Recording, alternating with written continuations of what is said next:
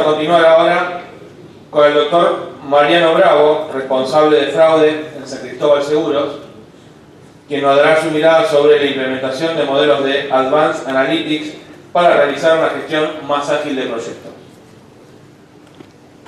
Mariano. Está por atrás, escondido. Te estaban conectando.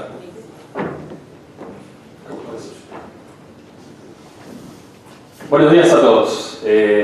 La verdad que es un placer poder estar acá con ustedes. Antes de empezar quiero agradecer a CESBI por la invitación y no quiero olvidarme principalmente de los equipos de trabajo que integro, parte de los cuales sus integrantes están acá y sin ellos yo no podría estar acá con hoy, que la verdad que hace un esfuerzo descomunal a diario. Ayer nos tiraba algunos conceptos Javier Bacher, nos habló de cultura, nos habló de propósito. Después muchos de los excelentes expositores que tuvimos nos hablaron de herramientas, nos hablaron de transformación digital. Y nosotros en San Cristóbal Seguros estamos atravesando un proceso de transformación digital. Pero déjeme decirle que esta transformación no es nada si no hacemos una transformación cultural. Y ahí está el leitmotiv de lo que nosotros hacemos en nuestras áreas de fraude. Hay un facilitador londinense, Simon Sinek, no sé si alguno lo conoce, él habla de lo que llama el círculo de oro. Y él lo que trae es el concepto de todas las empresas sabemos qué hacemos, algunas de estas empresas sabemos cómo hacemos lo que hacemos, pero muy pocas empresas que son verdaderamente las que triunfan saben por qué lo hacemos. Este propósito que nos traía Bacher. Y acá esta transformación cultural para macharla. Por ahora.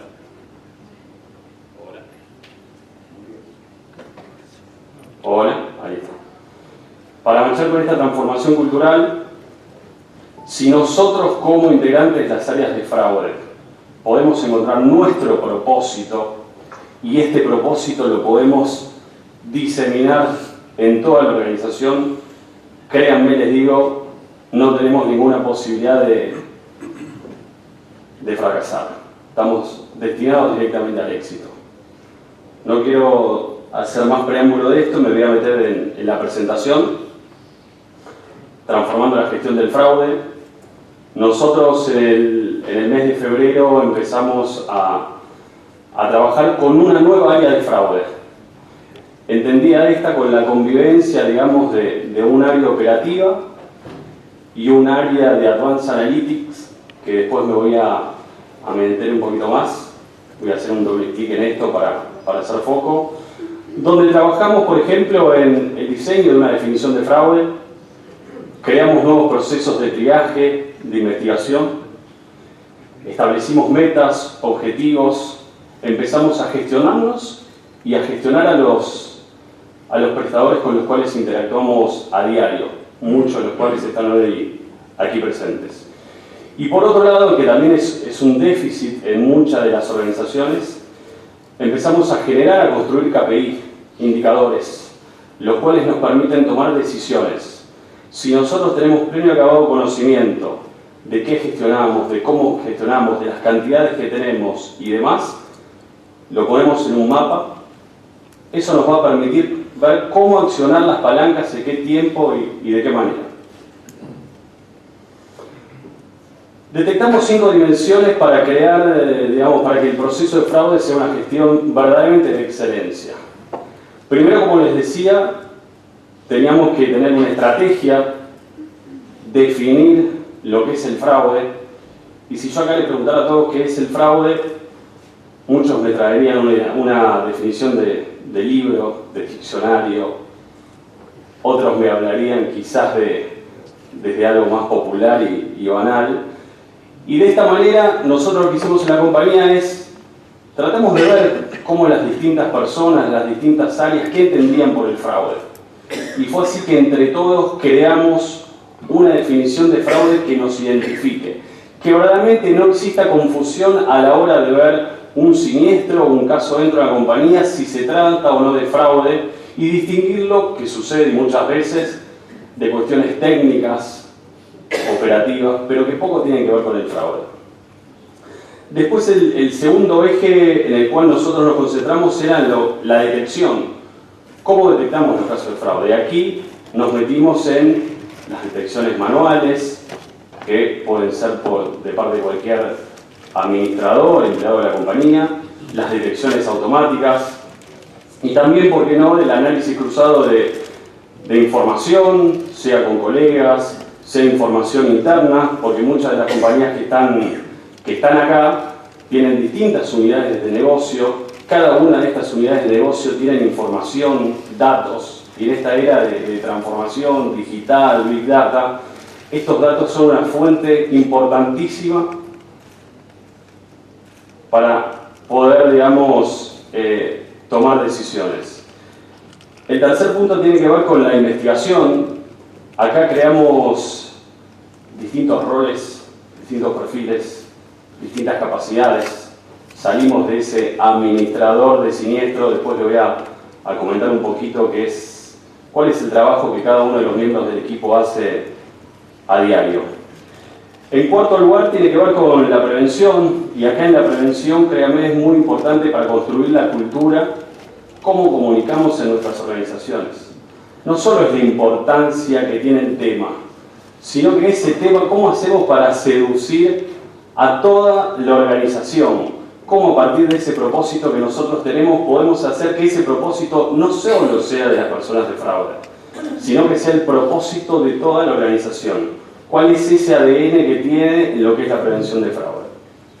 Y en quinto lugar, es el soporte. Acá es innegable el apoyo que nosotros necesitamos del área de IT, el área de tecnología, y necesitamos también lo que es el soporte, empezar a gestionar el desempeño, como le decía, no solo el desempeño del área probablemente de fraude, sino el desempeño de toda la estructura con la cual interactuamos. Según las mejores prácticas a nivel mundial, a nivel local, afortunadamente hace un par de años atrás venimos con el apoyo incondicional de la Superintendencia de Seguros, que a partir de esa normativa, la 38477, dio como un viento de aire fresco a lo que es la prevención de fraude en el seguro. Y a partir de esto, nosotros, ¿qué hicimos? La parte de arriba es el funnel, cómo estaba construido. Digamos, en San Cristóbal teníamos 224.000 siniestros entre automotor, ramas varias, más o menos la proporción es como un 80-20, de los cuales nosotros, antes de este proceso que iniciamos en febrero, analizamos aproximadamente 1.368. Para algunos este número puede ser mucho, para otros puede ser poco, pero es lo que nosotros teníamos la capacidad de poder analizar internamente. De estos 1.368, 722 casos eran investigados. Y acá hago un parate. De estos 722, nosotros investigábamos. Afuera mandábamos con prestadores externos aproximadamente el 90-95%. Y lo demás lo resolvíamos internamente. Y de esos 722, 145 los detectamos como fraude positivos. Ahora, las mejores prácticas internacionales, y cuando decimos mejores prácticas internacionales es entender Europa, países de América del Norte, nos traían que un área de fraude, un área de prevención de fraude que verdaderamente quiera innovar y gestionar, obviamente tiene que tener la estructura y las capacidades para poder trabajar en forma masiva. Es dejar de ver el árbol para empezar a ver el bosque. Y por eso, si nosotros vemos en la parte de abajo del funnel, bueno, no veamos solo esos 1.368 casos. Empecemos a ver entre el 5 y 7% de los siniestros. Y después dependerá de que nosotros ajustemos variables para, de esta manera, generar que de este 5 o 7% podamos derivar a investigar aproximadamente el 50-60% y que de ese producto un número muy importante pase a ser efectivo de fraude. ¿De cuántos casos estamos hablando aproximadamente? De 3.000. Un número, wow. Cuando nos dijeron nosotros 3.000 casos, imposible. 145. Créanme que se puede. Pero se puede desde, como yo les decía antes, desde una estructura, desde una organización alineada. Desde la cabeza, en nuestro caso, de CEO, órgano de administración, pasando por quien hoy integra el equipo de fraude, que es la que lo conduce, que es Vanessa Roca, nuestra gerenta general. Pero cada uno de ellos tiene la íntima convicción que este es el camino indicado. Acá un poco, ayer las personas de Asegurarte nos traían un poco todo este uso de la tecnología, de las herramientas, la verdad, interesantísimo. Les digo que todo lo que dicen es cierto y sirve y tiene una utilidad enorme. ¿Cómo está conformado hoy por hoy el área de fraude? Tenemos una pata, como les comenté anteriormente, de Advanced Analytics. ¿Quiénes le integran? Si yo antes le preguntara quién integraba antes un área de fraude, me dirían un administrador de daños, otro de lesiones. Bueno, en este universo que tenemos nosotros, tenemos físicos cuánticos, licenciados en matemáticas, licenciados en estadística, que lo que nos hacen es construir modelos predictivos de fraude. Algunos de estos nosotros los dividimos en tres. Por un lado tenemos un modelo de Machine Learning, que es un modelo que le llamamos supervisado. Después otro modelo también de Machine Learning que lo que hace es, le llamamos no supervisado o de anomalías. Y por último, reglas automáticas o reglas expertas que de alguna manera nos permiten identificar siniestros con ciertos patrones. Este es un proceso, digamos, el proceso completo de lo que es la ciencia de datos. Cómo interactúan esta parte del equipo que les decía anteriormente con el negocio. En primer lugar, el comienzo obviamente es por entender el negocio. Para ello poder generar modelos y poder trabajar con algoritmos. Acá les hago un paréntesis. Muchos de ustedes sabrán que es un algoritmo. Yo soy abogado, especialista en derecho penal. Cuando empecé me hablaron de algoritmos, googleé, no entendía.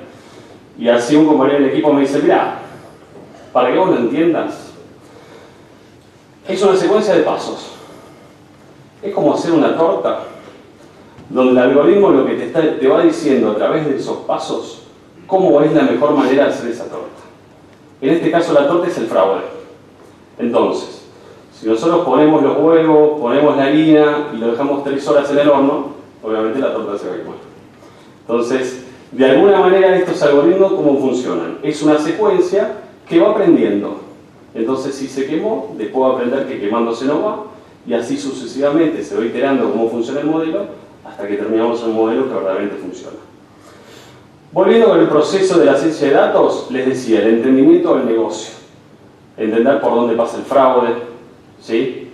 Cuáles son las maniobras que pueden existir. Después pasar por una etapa de exploración, de saber dónde están los datos, cuáles son los datos que nos sirven, cómo están disponibilizados.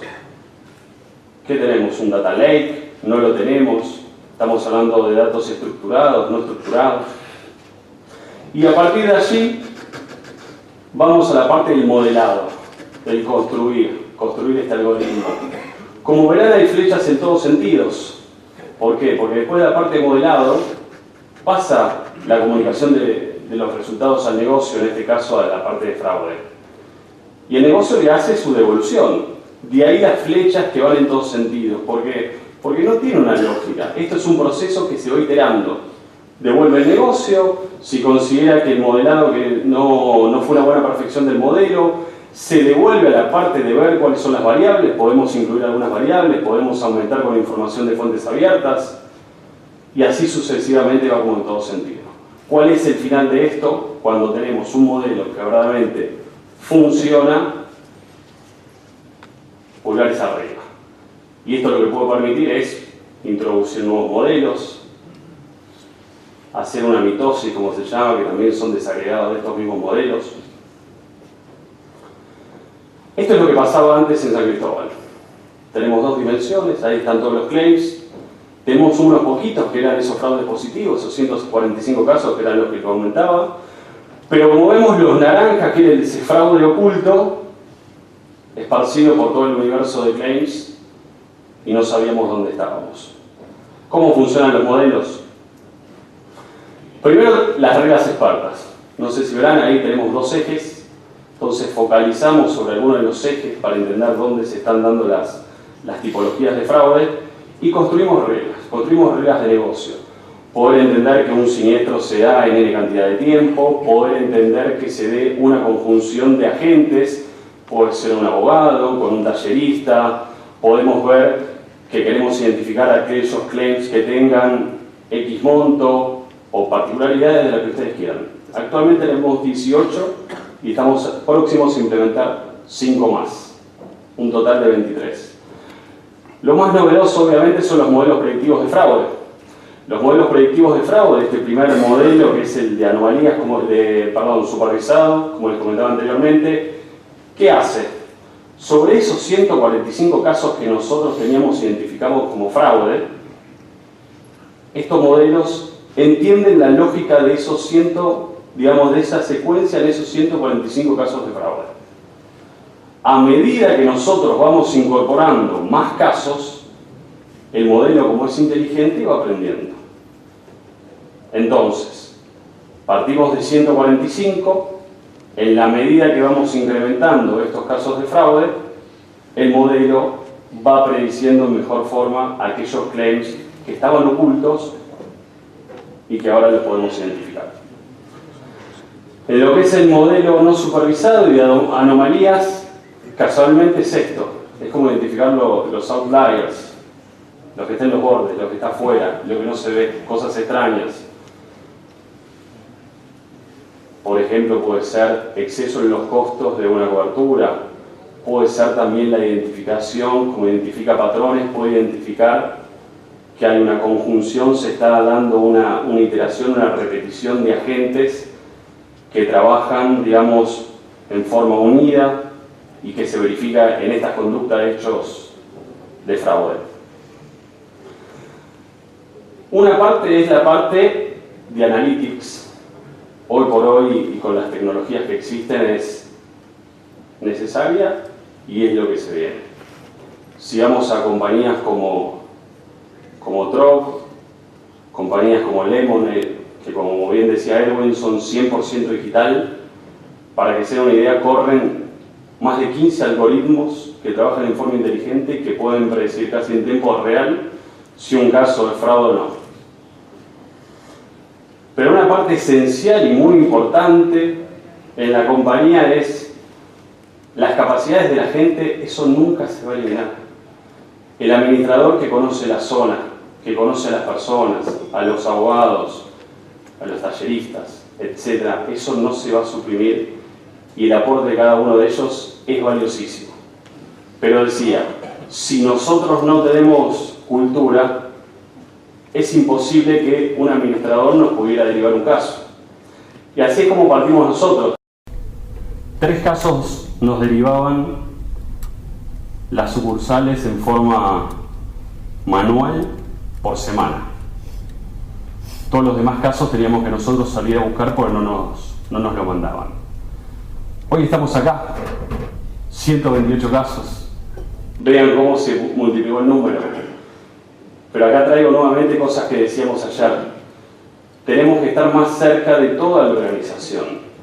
La organización es una sola. Acá no es siniestro, es fraude, es comercial. Somos parte de todo un mismo negocio. Tenemos que entender esto. En la medida que todos lo entendamos, va a empezar a suceder estas cosas. Todavía estamos lejos del aspiracional. Estamos aspirando a 175 casos por semana, que es la mitad de la capacidad de gestión que hoy tenemos para analizar. Les presento acá lo que es la nueva estructura de fraude. Por un lado nosotros tenemos, les comentaba, el equipo de científicos de datos, pero acá tenemos nuevos roles, nuevos perfiles, nuevas capacidades. Tenemos una figura de un coordinador y abajo de este tenemos lo que es un triador, que el triage lo que hace es, como un primer filtro, es una persona altamente capacitada que lo que tiene que hacer es individualizar de los casos que vienen por los modelos, por las reglas, por las derivaciones de los usuarios, hace como ese análisis de inicial y evalúa si existe potencialidad de fraude y del nuevo diseño de San Cristóbal Seguros. Tenemos investigadores internos. Un punto de dolor para la mayoría de las organizaciones es que tanto investigadores, liquidadores, hay un número finito. Y todas las compañías tenemos muchísimos siniestros, miles. Y tanto liquidadores como investigadores, obviamente, tienen una capacidad. Son conocidos por todos, utilizados por todos. Pero ¿cómo hacemos nosotros si volcáramos en cada uno de ellos, o si tuviéramos 200 prestadores, sería como ingobernable esa gestión? Sería muy difícil ejercer el control, por más que pudiéramos hacerlo en forma casi automática. Entonces ahí vimos una oportunidad. Vimos una oportunidad de tener investigadores con distintas capacidades. No solo es el administrador de siniestros, de lesiones, de daños materiales. Tenemos licenciados en criminología, licenciados en accidentología vial, que cada uno con una mirada, con un enfoque distinto, va aumentando las capacidades de cada uno de los integrantes del equipo. Así como cuando empecé allá por el mes de febrero y empezamos a interactuar con los científicos de datos, hoy por hoy, 7 meses después, yo puedo decir que soy un poquito así de científico y ellos son un poquito así de parte del negocio. Y ellos lo que hacen a diario es investigar ellos. ¿Con qué? Con herramientas, con nuevas técnicas. Estas herramientas que nos decían ayer, por ejemplo, Maltego, funciona, nosotros lo utilizamos. Estas herramientas para poder, ¿cómo hacemos nosotros siempre? Una búsqueda en Google, comillas, como nos decían ayer. Existen fórmulas para buscar, no solo archivos, fotos. Es ilimitada la búsqueda que ustedes pueden hacer a partir de conocer ciertos patrones y ciertas fórmulas. O Facebook, esto de la red social, sí, pero tiene los amigos ocultos, no puedo saber.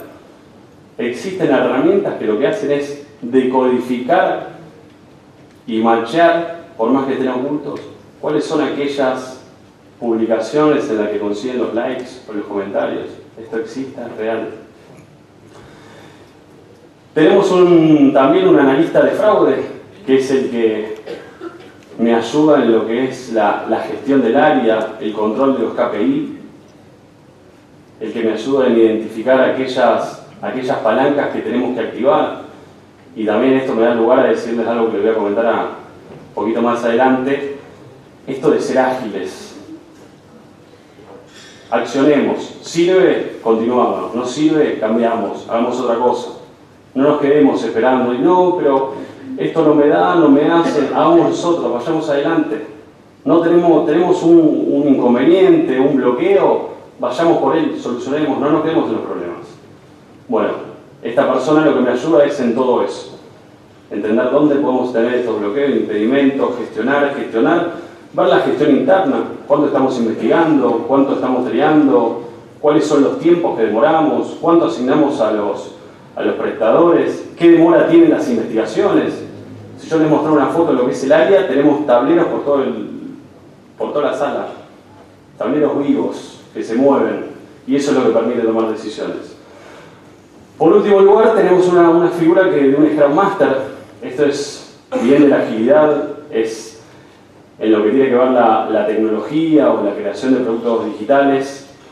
Es un facilitador de los equipos, es quien nos permite de alguna manera aumentar las capacidades. Siempre uno dice, ¿cómo hacemos para que una persona llegue al 100%? Bueno, esta persona es un facilitador de esto, un facilitador del clima, y a su vez lo que nos hace es interactúa. Tenemos, como trabajamos, les decía, con agilidad, trabajamos con muchas ceremonias. Ceremonias, por ejemplo, en primer lugar, trabajamos todos juntos en el área. Cada uno sabe lo que es al lado, qué hace, qué no hace, qué le pasa, tiene stock, no tiene stock. Y esta persona lo que hace es ver esta sinergia que hay en el equipo.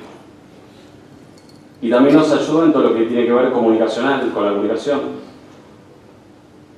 Tenemos que comunicar lo que hacemos, comunicar lo que vemos. Una parte esencial en el flujo de fraude. El nuevo proceso está estructurado en 4 etapas. Por un lado, lo que es la detección, le decía, manual, automática, por los modelos. Por otra parte, el triaje, la investigación y por último, la resolución, el cierre del caso. Este es el flujo actual, un flujo sencillo, donde les decía, vienen los claims, los ve el triador decide si es conveniente llevar a investigarlo o no. Si no es conveniente, lo deriva al administrador para que siga con el curso normal. Si no, se lo pasa a un investigador. El investigador ve si lo podemos hacer internamente. Si considera que lo investigó y lo puede hacer internamente, no hay ninguna señal de alarma, devuelve al administrador para que continúe, o bien puede cerrar el caso con fraude, o bien derivarlo a un externo para que culmine con el asunto. Yo les decía antes que el 90-95% antes lo derivamos a externos. Hoy se dio vuelta la torta. Internamente nosotros investigamos aproximadamente el 90% y derivamos el 10%. ¿Cuál es la diferencia? El 10% que le derivamos a los externos es muy superior al 90% que le mandamos antes.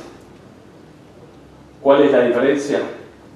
Que antes gestionamos 1.368 y ahora tenemos una capacidad operativa de más o menos 20.000 siniestros por año. Les hablé antes de las redes sociales, les hablé antes de herramientas para identificar o armar investigaciones, como era Malteo, pero también existen otras técnicas. Técnicas en comunicaciones. Para esto el equipo se ha capacitado con expertos en Europa que lo que hacen es trabajar en llamadas cognitivas, es entender, tener estructurada una conversación.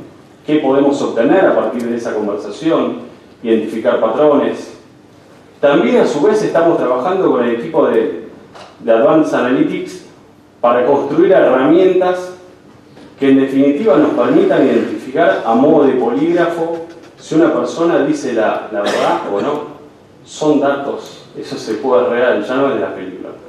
Eso se puede. También herramientas de geolocalización.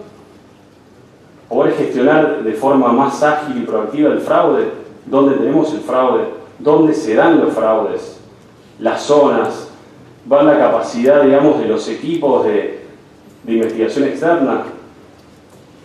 Sabemos que tenemos las capacidades para afrontar los fraudes que se dan en dicha zona. Bueno, todo esto se construye con la parte operativa del fraude y con una parte de analytics. Y por último también la detección, digamos, de lo que es la documentación, herramientas que nos individualizan si un documento es falso o no lo es. También existe. Creo que algunos de ustedes incluso lo deben estar utilizando.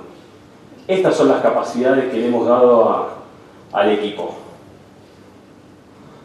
Les hablé de agilidad, no me quiero extender demasiado en lo que es esto.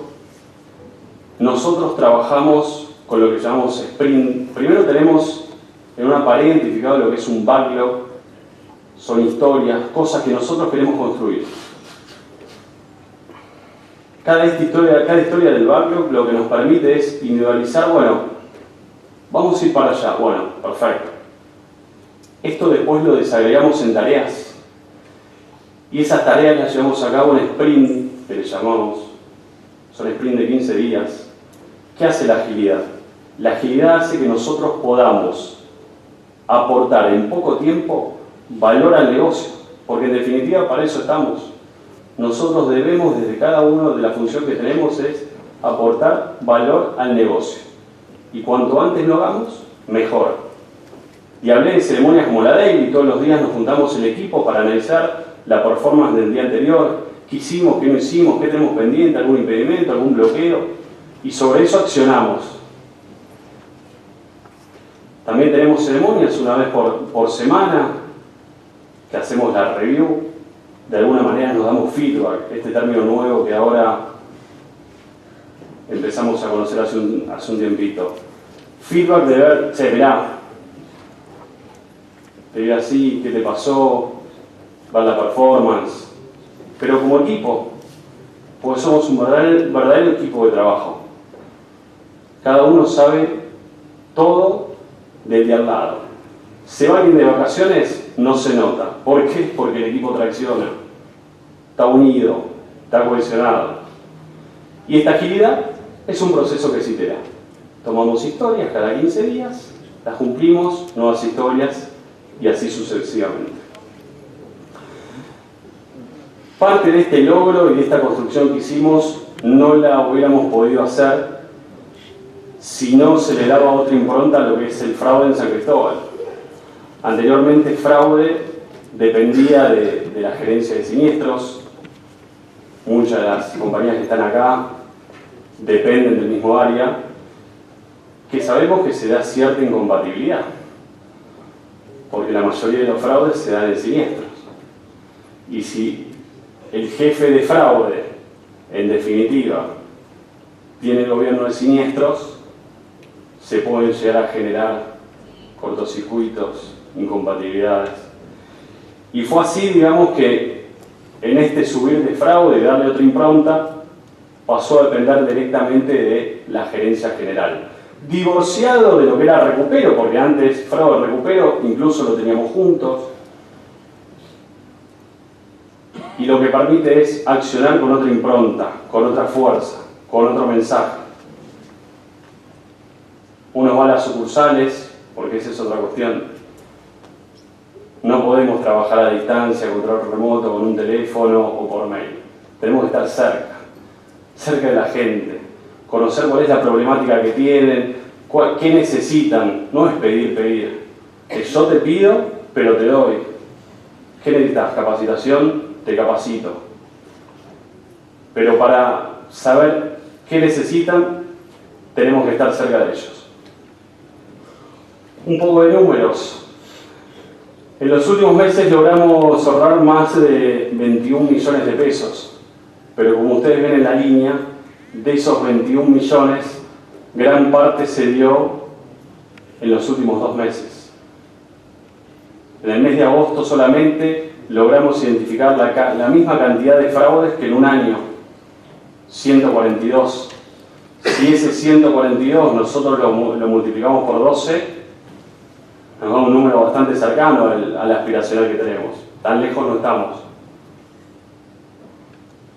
El presupuesto que nosotros proyectamos en lo que es fraude evitado es superior a 80 millones de pesos para el ejercicio actual. Nos mató la devaluación, pero eran, si no, como 4,5 millones de dólares. Para finalizar, les quiero dejar un par de números más concretos. Llevamos analizados más de 7.000 casos, 1.800 fueron investigados internamente y 445 casos, esto era hasta el 31 de agosto, tuvimos de fraude evitados. Como ven, en poco tiempo hemos multiplicado exponencialmente lo que era la gestión del área de fraude de San Cristóbal. Y que mes a mes, y como yo les decía, como parte del equipo que integro, esto es algo que lo construimos entre todos, que lo traccionamos entre todos y que verdaderamente encontramos nuestro propósito. Muchas gracias.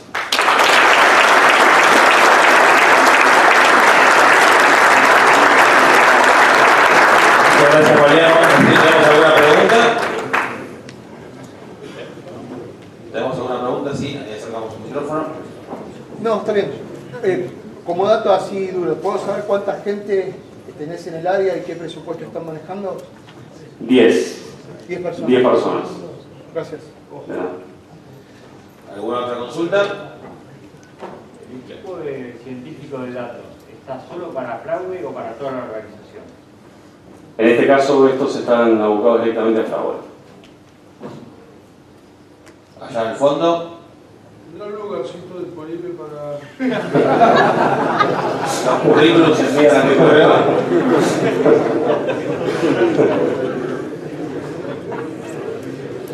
¿Alguien más que quiera trabajo o una pregunta? ¿El desarrollo del software se hizo netamente aquí o lo compraron en el exterior? Todo es gestión nuestra. Nosotros tenemos sí un sistema core, pero todo lo demás es construcción del equipo de Analytics.